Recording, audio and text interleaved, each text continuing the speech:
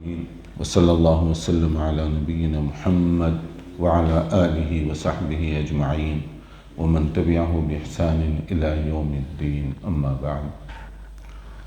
آج کی فجر کی نماز میں سورہ تحریم کی تلاوت کی گئی، اور سورہ تحریم کے اندر بہت ہی خاص جو بات بتائی گئی ہے وہ ایک دوسرے سے مربوط، اور وہ توبہ کے حوالے سے کہ توبہ کیا ہے، توبہ کب قبول ہوتی ہے، توبہ کی ضرورت کسے ہے، اور توبہ کا دار و مدار کن باتوں پر ہے۔ قرآن کریم میں جو باتیں بتائی گئی ہیں، قرآن کریم کلام الہی ہے، اس اعتبار سے بہت ہی مربوط انداز سے بعض باتیں اس میں بتائی گئیں، اس کو اسی ترتیب سے سمجھنے کی ضرورت ہے۔ توبہ یعنی اللہ کی طرف رجوع کرنا، کنسیڈر کرنا کہ میں نے کیا غلط کیا ہے، کیا درست کیا ہے۔ یہ میرے اور اللہ کے درمیان کی بات ہے، کیونکہ انسان کی ایک طبیعت ہے کہ وہ دوسروں کے بارے میں جب گفتگو کرتا ہے تو اپنے آپ کو جج بنا کر گفتگو کرتا ہے کہ میں فیصلہ کر رہا ہوں کہ اس نے غلط کیا ہے۔ عام طور پہ یہ انسان کی ایک کمزوری ہے، اور خود اپنے بارے میں جب بات کرتا ہے تو وکیل بن جاتا ہے، اپنی بڑی سے بڑی غلطی کو بھی ڈیفنس اور دفاع کرنے کی کوشش کرتا ہے۔ دوسروں کے لیے آپ جج بن گئے کہ اس نے یہ غلطی کی، یہ کی، اور اپنے لیے آپ وکالت کر رہے ہیں کہ میں نے جو کچھ کیا وہ بالکل درست ہے۔ یہ منصفانہ طریقہ نہیں ہے۔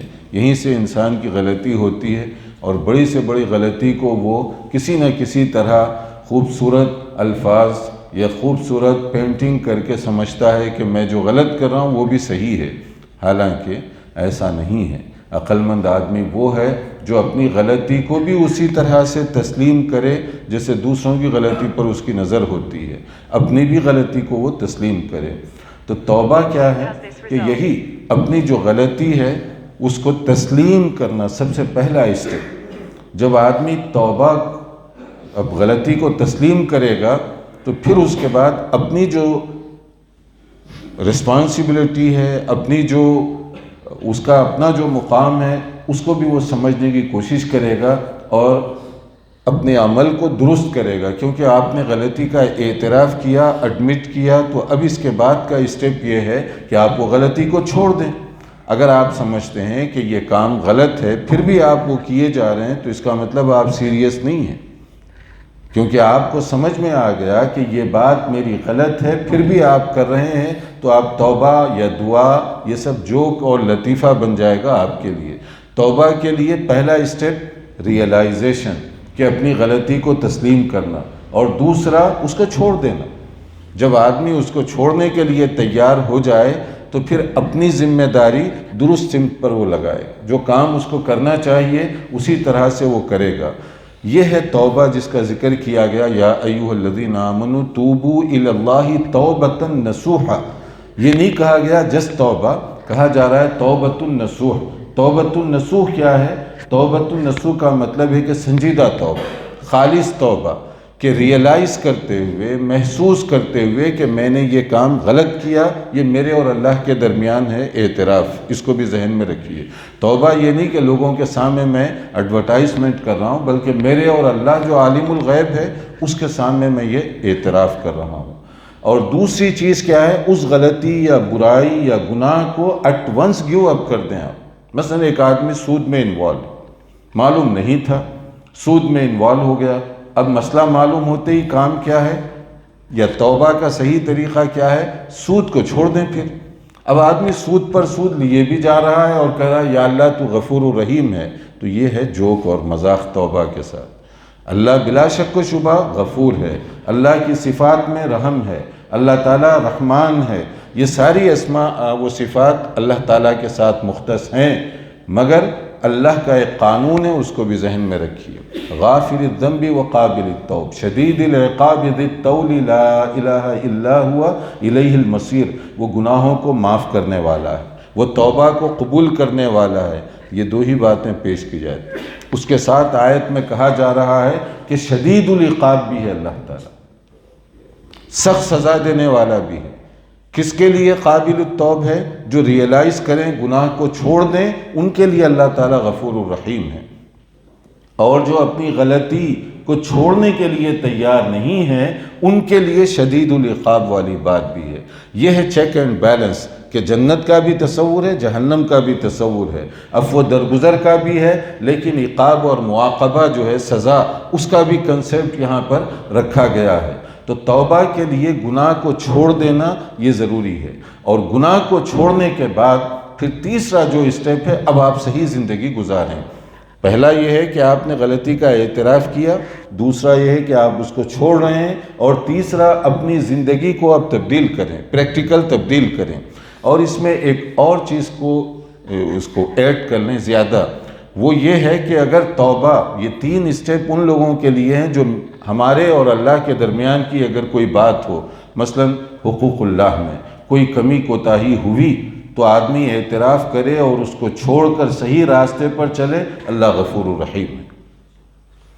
اور بندوں کے ساتھ اگر کوئی معاملہ ہو تو اللہ تعالیٰ اس وقت تک معاف نہیں کرے گا جب تک کہ وہ بندے کے ساتھ مسئلہ کلیئر نہ ہو جائے۔ مثلا آپ کسی کے پیسے دینا ہے، کسی کا آپ نے قرض لیا، کسی کے کاروبار میں آپ سے غلطی ہو گئی، یا کوئی بھی معاملہ ہو سکتا ہے جو بندوں کے ساتھ ہے۔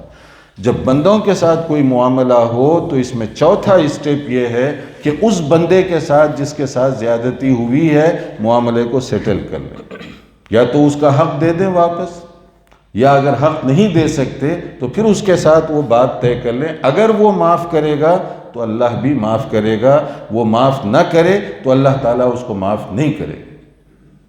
بندوں کے حقوق کا مسئلہ بڑا سیریس ہے کہ اللہ غفور الرحیم ہے، لیکن نہیں معاف کرے گا جب تک کہ وہ بندہ بھی آپ کو معاف نہ کر دے، کیونکہ یہ اللہ کا نہیں، بندوں کا حق ہے جو آپ نے زیادتی کی ہے مثال کے طور پر، اور اس کے لیے اس بندے سے معافی ضروری ہے۔ اس کو ایک حدیث میں اب سمجھیے، واقعہ بھی ہے اور حدیث بھی۔ وہ اس طرح کہ رسول اکرم صلی اللہ علیہ وسلم کی موجودگی میں ایک مرتبہ ایک جنازہ آیا۔ نماز جنازہ سے پہلے آپ نے دریافت کیا، ایک اہم سوال ہے جو ہم سب کو غور کرنا چاہیے۔ آپ نے پوچھا صحابہ کرام سے، کیا اس پر کوئی قرض تھا کسی کا؟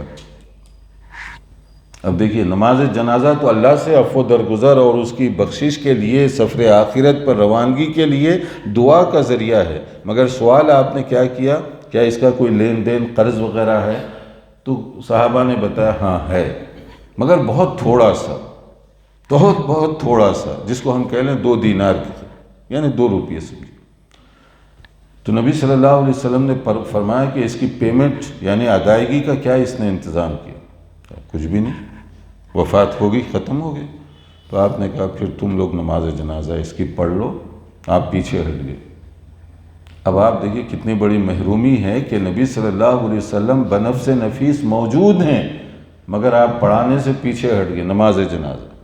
تو ایک صحابی کو ایک محبت پیدا ہوئی، ہمدردی، تو وہ آگے بڑھ کر کہنے لگے ان کی ذمے جو قرض تھا میں اپنے اوپر لیتا ہوں اس کو، آپ نماز پڑھائیے۔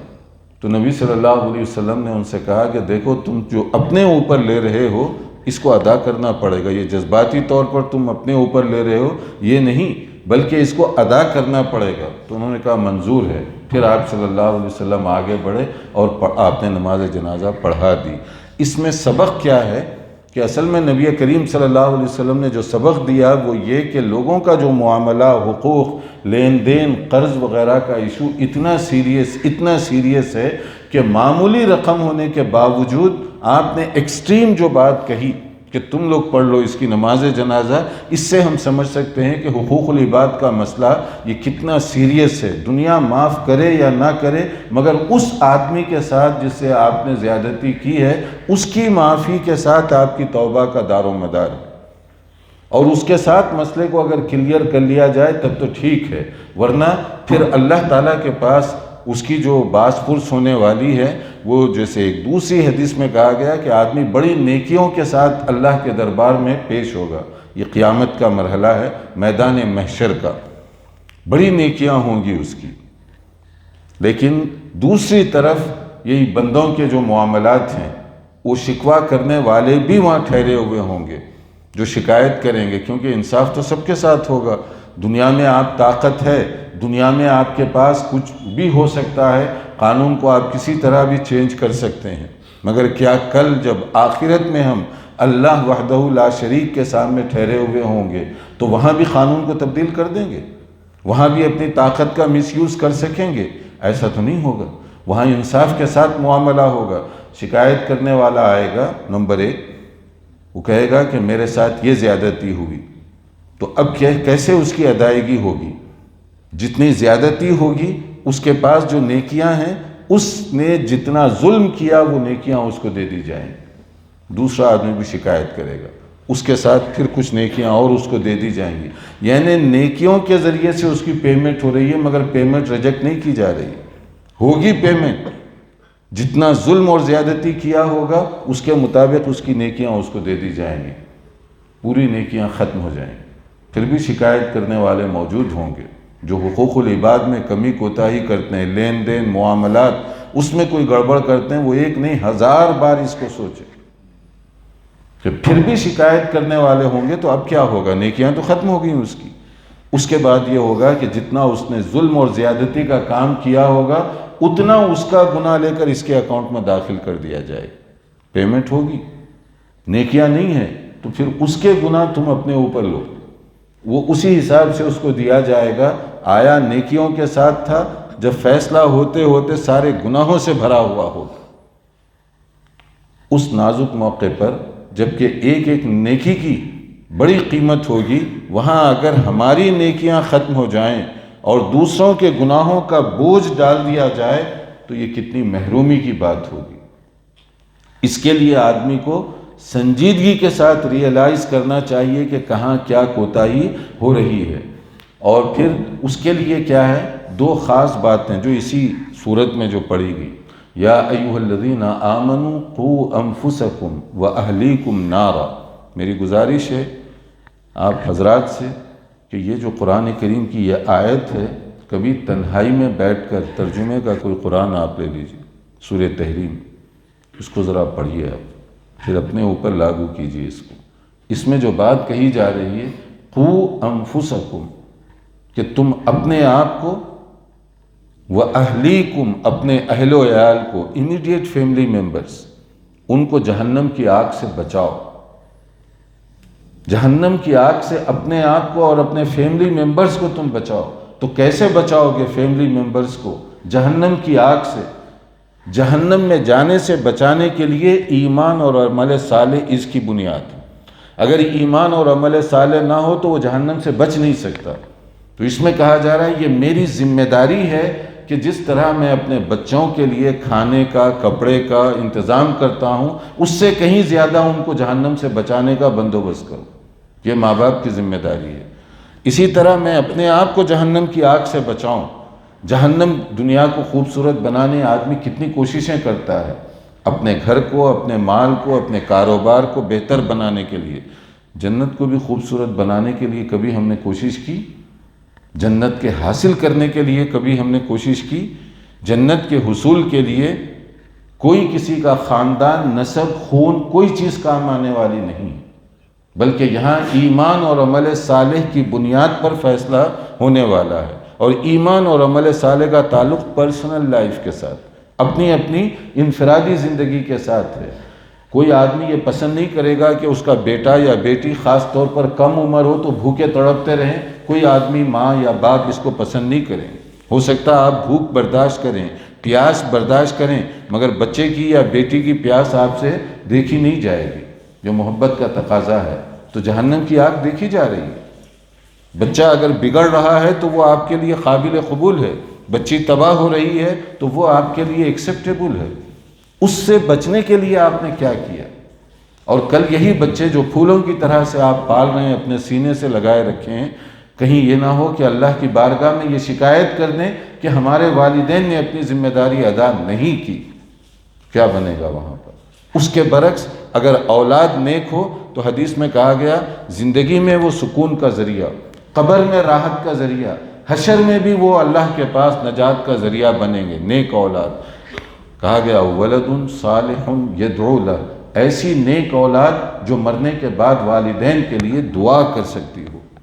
تو یہ اولاد صرف زندگی میں سکون کا ذریعہ نہیں ہے، بلکہ قبر میں بھی سکون اور راحت کا ذریعہ، اور حشر میں بھی اللہ کی بارگاہ میں درجات کی بلندی کا سبب بننے والی ہے، بشرطے کہ وہ صالح ہو، اور صالح ہونے کے لیے عمل صالح کی ضرورت ہے۔ عمل صالح کے لیے، توبہ کی قبولیت کے لیے آخری حصے میں 4 بہت ہی آنکھیں کھولنے والی عورتوں کی مثال دی گئی سورہ تحریم کے اندر، کہ پہلی 2 حضرت نوح علیہ السلام اور حضرت لوط علیہ السلام، ان کی بیویوں کا ذکر کیا گیا۔ اب آپ ذرا واقعے سے پہلے یہ نسبت کو بھی دیکھ لیجئے۔ نوح علیہ السلام بہت بڑے نبی ہیں جنہیں اللہ نے بڑی طویل عمر دی تھی، اور اس طویل دورانیے میں انہوں نے لوگوں کو دین کی طرف بلانے کی کوشش کی۔ اولو العزم پیغمبروں میں ان کا شمار ہوتا ہے حضرت نوح علیہ السلام، مگر اللہ کی بارگاہ میں انصاف کے ساتھ معاملہ ہونے والا ہے۔ خاندان، رنگ، نسب، یہ کوئی چیز وہاں کام آنے والی نہیں۔ اس کی پریکٹیکل اگزامپل یہ ہے کہ نوح علیہ السلام کی بیوی اپنے عمل کے اعتبار سے وہ پیچھے رہ گئی تھی، لہٰذا وہ تباہ ہونے والی عورتوں میں اس کو کنسیڈر کیا گیا۔ اب اگر ایک نبی جو اپنی بیوی کو نہ بچا سکے قیامت کے دن، کس کی نسبت کس کو بچا سکے گی؟ اس غلط فہمی کے نتیجے میں لوگ قبر، کوئی اگر نیک آدمی بظاہر، یہ تو اللہ کو معلوم ہے کون کتنا نیک ہے، لیکن کوئی نیک آدمی مر جائے تو اس کے قریب اس کی قبر ہو تو اس کی قیمت بڑھا دی جاتی ہے جگہ کی، کیوں؟ ان کے قریب دفن ہو۔ کیوں دفن ہو؟ ان کے قریب دفن ہونے سے کیا ملنے والا ہے؟ پڑھیے سورہ تحریم، اس کے اندر نوح علیہ السلام جو کہ اللہ کے نبی ہیں، ان کی بیوی کو وہ نہیں بچا سکے، کیونکہ ایمان اور عمل صالح یا نجات کی بنیاد۔ یہ نہ ہو تو کوئی باپ اپنے بیٹے کو، کوئی باپ اپنے دادا کو یا بیوی کو یا کسی بھی رشتہ دار کو قیامت کے دن بغیر ایمان اور عمل کے بچا نہیں سکتا۔ اور اسی طرح لوط علیہ السلام، یہ بھی اللہ کے نبی ہیں، ان کی بیوی عذاب جب آیا وہ بچ نہیں سکی، اور وہ عذاب کے اندر کس طریقے سے اس کو ختم کر دیا گیا۔ یہ دونوں انبیاء کرام ہیں علیہم السلام، ان کا رتبہ، ان کی شان، کیا پیر، کیا شیخ، کیا مرشد، انبیاء کا مقابلہ کون کر سکتے ہیں؟ انبیاء تو چوزن، سلیکٹڈ، اللہ کے منتخب کردہ نمائندے خاص ہیں، مگر اس کے باوجود انصاف سب کے ساتھ برابر ہے۔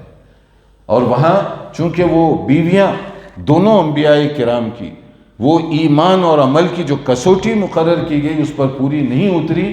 سورہ تحریم میں ان کی مثال ناکام عورتوں میں ذکر کی جا رہی ہے، ناکام عورتوں میں۔ اب جو یہ پندار ہے، غلط فہمی ہے لوگوں کو، ہمارے فلاں اور فلاں بڑے عالم تھے، بڑے بزرگ تھے، بڑے قاری تھے، بڑے نیک تھے، وغیرہ وغیرہ، تو جنت گویا کہ ہمارے لیے ضروری ہے، ان کی نسبت پکڑ لو، ان کا دامن تھام لو، جنت میں ہم چلے جائیں گے۔ تو انبیاء سے بڑھ کر بھی کوئی ہو سکتا ہے؟ اسی چیز کو سامنے رکھتے ہوئے آپ دیکھیے کہ نبی صلی اللہ علیہ وسلم نے کیا کیا تھا؟ قُوْ أَنفُسَكُمْ وَأَهْلِيكُمْ، سب سے پہلے اپنے آپ کو، اپنے گھر والوں کو جہنم کی آگ سے بچاؤ۔ آپ نے کیا کیا؟ اپنے امیڈیٹ فیملی ممبرز جو ہیں، نام لے لے کر ان سے کہا، یا صفیہ عمت رسول اللہ اعملی لا اغنی عنکی من اللہ شیئا، پھوپھی جان سے صفیہ۔ ہمارا اور آپ کا جو رشتہ ہے، ظاہر ہے کہ ایک پھوپھی کا جو رشتہ ہوتا ہے بہت قریبی رشتہ ہوتا ہے، تو آپ نے فرمایا کہیں یہ غلط فہمی نہ رہے کہ میں نبی ہوں اور آخرت میں تمہاری نجات ویسے ہی کروا لوں گا، عمل کرو، بغیر عمل کے میں تمہارے وہاں کوئی کام نہیں آ سکتا۔ مختلف لوگوں کے نام لیتے ہوئے آپ نے اپنی جو بہت ہی چہیتی بیٹی ہے، یا فاطمہ بنت رسول اللہ صلی اللہ علیہ وسلم، سلینی ما شئتی اعملی لا اغنی عنکی من اللہ شیئا، بیٹی تم دنیاوی چیزوں میں اگر کوئی چیز مجھ سے مانگتی ہو، میرے پاس اگر ہوگی تو میں دے دوں گا تمہیں۔ بیٹی اور باپ کا جو رشتہ ہے، وہاں پر کوئی عدد اور کوئی چیز گنتی نہیں کرتا آدمی۔ بیٹی مانگ رہی ہے تو آپ کے پاس جتنی صلاحیت ہے اس سے بڑھ کر اس کی مدد کرنے کی آپ کوشش کریں گے، مگر آپ صلی اللہ علیہ وسلم نے فرمایا یہ دنیا کا تعلق ہے۔ مگر یہ غلط فہمی، مس انڈرسٹینڈنگ نہ ہو کہ آخرت میں بھی میں ایسے ہی تمہیں جنت میں لے جاؤں گا، بلکہ وہاں کامیابی کے لیے نسبت اور خونی تعلق نہیں، ایمان اور عمل صالح وہ چاہیے. اس کے لیے تم یہاں سے پریکٹیکل زندگی گزارو، یعنی عمل صالح کرتے رہو، یہی چیز وہاں پر کام دینے والی ہے. اسی کو سورہ تحریم کے اندر دیکھیے، یہ دو انبیاء کرام کی بیویوں کا ذکر کرنے کے بعد دو اور خواتین کا ذکر بھی کیا گیا. ایک تو حضرت مریم، یعنی دنیا کی جو معزز ترین اور سلیکٹڈ خواتین ہیں ان میں سے ایک حضرت مریم کا ذکر کیا. حضرت مریم، ان کا جو مقام و مرتبہ ہے بہت ہی اونچا اور اعلیٰ ہے. اسی لیے قرآن کریم میں حضرت مریم کا ذکر جس انداز سے کیا گیا، پوری بائبل مل کر اس کا مقابلہ نہیں کر سکتی. اور کرسچینٹی اس کو تسلیم کرتی ہے کہ قرآن کریم میں حضرت مریم کی عظمت کا تذکرہ، عصمت و عفت کا تذکرہ جس انداز سے کیا گیا، اور کوئی مذہبی کتاب اس کا مقابلہ نہیں کر سکتی. یہ انصاف ہے اللہ تعالیٰ کی طرف سے. اور پھر اس کے بعد فرعون کی بیوی، ذرا غور کریں، ایک طرف نوح علیہ السلام کی بیوی، لوط علیہ السلام کی بیوی، اور مقابلے میں فرعون کی بیوی. کوئی نسبت ہے؟ وہ انبیاء کرام ہیں، اور فرعون اللہ کا دشمن ہے.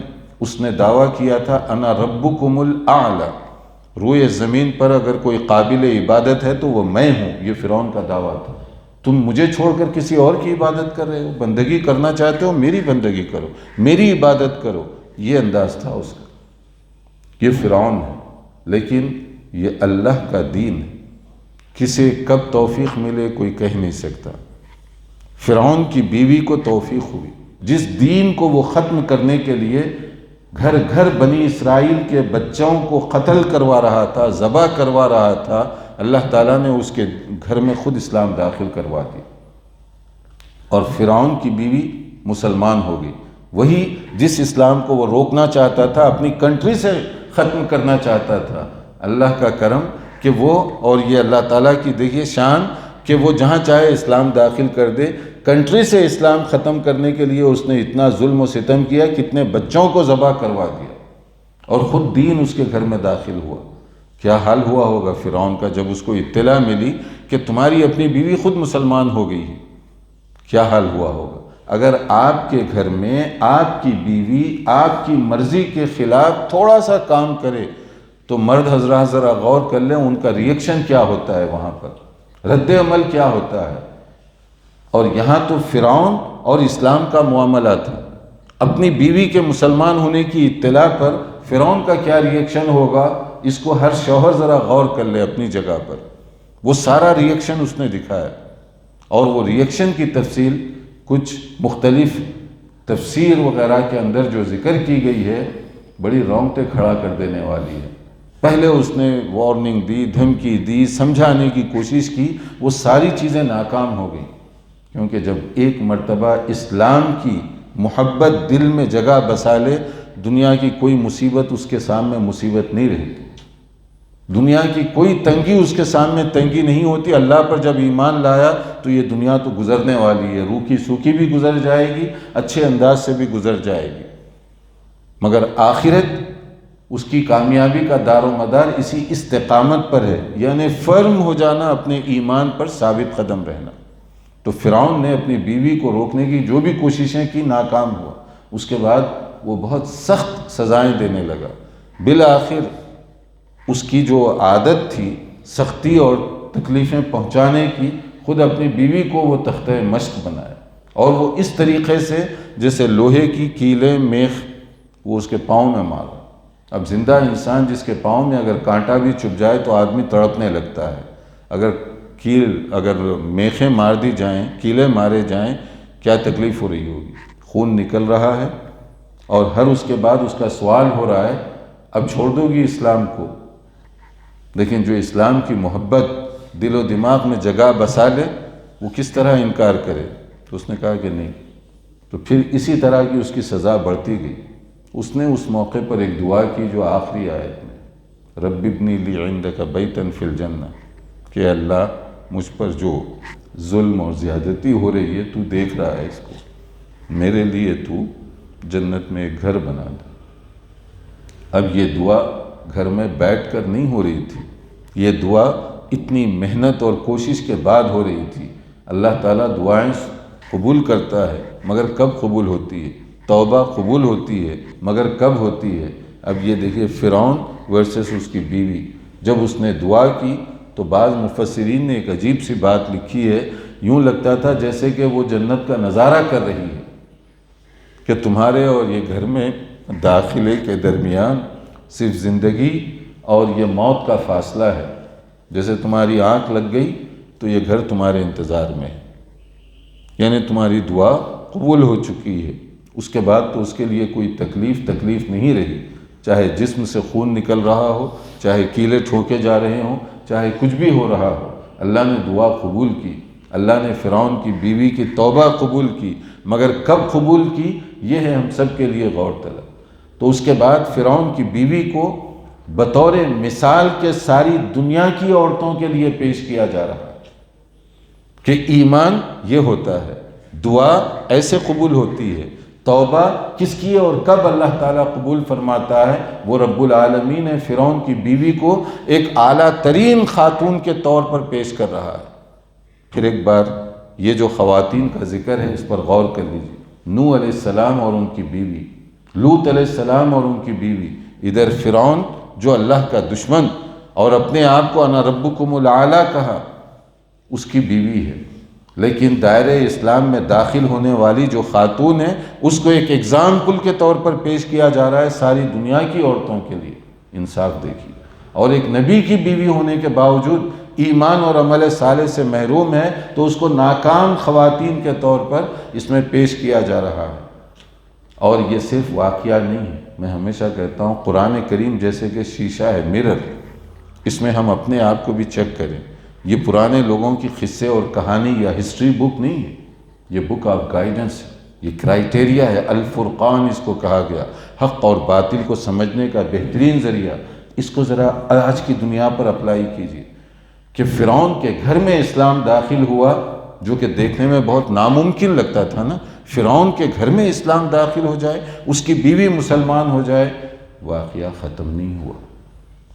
آج بھی ایسے کتنے لوگ ہیں، برطانیہ کے سابق پرائم منسٹر ٹونی بلیر، ان کے گھر میں بھی اسلام داخل اللہ نے کروا دیا، جو یہ کہتے ہیں کہ ہم اسلام کو ختم کر دیں گے، ان کے گھر میں داخل ہو گئے۔ ان کی سالی کتنی مرتبہ ان کو چیلنج کی تھی، آؤ میں بتاتی ہوں اسلام کیا ہے، اللہ تعالیٰ جس کو چاہے مسلمان بنا دے۔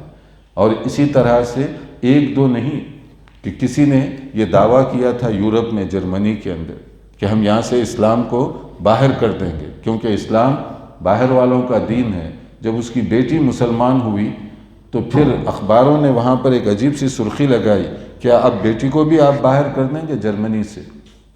آپ کی بیٹی ہے۔ اور اسی طرح سوئٹزرلینڈ میں جس آدمی نے کوشش کی تھی مسجد کے مینار پر پابندی لگا دی جائے، لگ گئی پابندی، بڑے مینار نہیں بنائے جا سکتے، مگر اس تحریک کا جو سب سے بڑا ذمہ دار تھا اللہ نے اسے توفیق دی، وہ خود بعد میں مسلمان ہو۔ وہ کہتا ہے کہ مجھے زندگی بھر حسرت رہے گی کہ میری وجہ سے مسجد کے میناروں پر پابندی لگی، مگر بعد میں نے اسلام کا مطالعہ کیا تو اللہ نے مجھے بھی ہدایت دے دی۔ اور یہ واقعات اس وقت کی دنیا میں ہو رہے ہیں، اور ایسے بہت سارے واقعات ہیں۔ تو یہ واقعات ہمیں کیا بتا رہے ہیں؟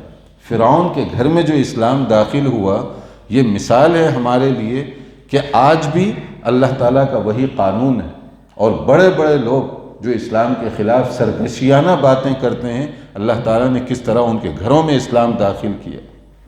بہت ساری دنیا کی ایسی مثالیں موجود ہیں۔ تو اس ساری چیز میں ہم سب کے لیے جو ذمہ داری، ہم اپنی ذمہ داری کو سمجھیں، ایمان کو مضبوط کریں، اپنے عمل کو درست کریں، اپنے اہل و عیال اور فیملی جو ممبرس ہیں ان کو مسلمان عملی طور پر بنانے کی کوشش کریں۔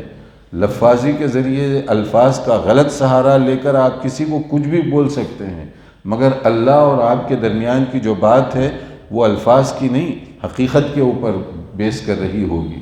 اس کو آدمی سوچے، اس کے لیے اپنی آخرت کو بنانے اور سنوارنے کی کوشش کرے۔ توبہ اسی طرح سے ہوتی ہے کہ اپنی غلطی کو چھوڑے، صحیح راستہ اختیار کرے، جو غلط بات ہو گئی اس کو چھوڑنے کی کوشش کرے، صحیح راستہ اختیار کرے، اور پھر اپنی زندگی کو پاکیزہ گزارے۔ نہیں معلوم جسم اور جان، یہ جو رشتہ ہے کب زندگی کی آخری شام ہونے والی ہے، کسی کے پاس کوئی گارنٹی نہیں ہے۔ تو جو موقع اللہ نے دیا ہے وہ توبہ کا، وہ اس وقت تک ہے جب تک آدمی وہ غرغرہ جو ہے، ان اللہ یقبل توبۃ العبد ما لم یغرغر، جب تک وہ غرغرہ جو ہے آخری ڈیتھ سے پہلے جو کیفیت ہوتی ہے، اس وقت تک اللہ تعالیٰ توبہ قبول کرنے والا ہے۔ اور اگر کوئی توبہ کر لے تو اللہ تعالیٰ اتنا عفو درگزر کرنے والا ہے کہ اس کے سارے گناہوں کو معاف کرنے کے لیے تیار ہے۔ تو عقل مند آدمی وہ ہے جو اللہ کی توبہ کی اس آفر سے فائدہ اٹھائے، اپنی غلطیوں کو چھوڑے، صحیح راستہ اختیار کرے۔ اللہ تعالی ہم سب کو توفیق عطا فرمائے کہ دین کو صحیح معنوں میں سمجھیں اور اس کے تقاضوں پر عمل کریں۔ السلام علیکم ورحمۃ اللہ وبرکاتہ۔